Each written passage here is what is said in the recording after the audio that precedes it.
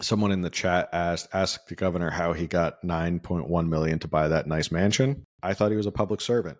I mean, I know he owns a business. He owns Plumjack Winery or Doesn't whatever his wife that have heck. money or like family money? Yeah, they have money too. So, but this is this is their second home because they Don't they bought, own a home in they, Montana?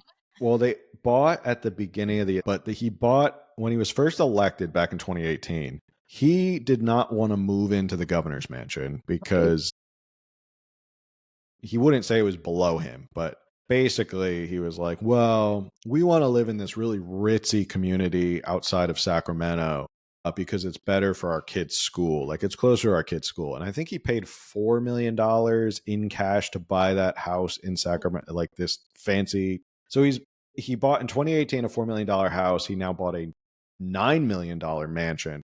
I don't know how good this Plumpjack Winery is doing, but if you're Well, they buying, didn't raise their minimum wage, despite the fact that, he insisted that the fast food restaurants, the workers need a living wage, and so they needed to raise their minimum wage, but his employees apparently don't need a living wage. He's okay with paying them less. well, as we learned this week, no one is above the law. Now he may or may not have investments.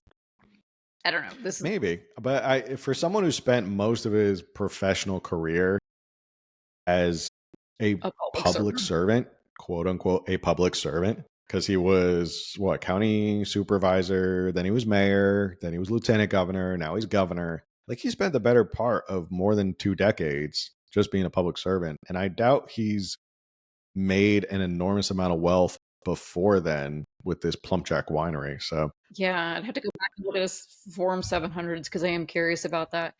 And I want to say something though, because like we so appreciate people who step up to run for offices. Like, I mean, someone's got to do it. I don't appreciate Gavin Newsom, but whatever.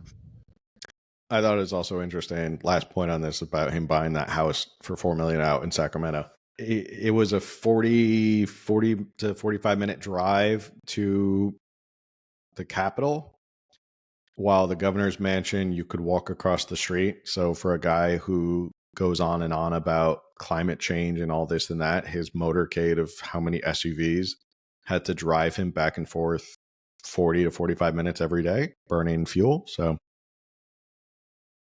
again, no one's above the law, and rules for thee, but not for me.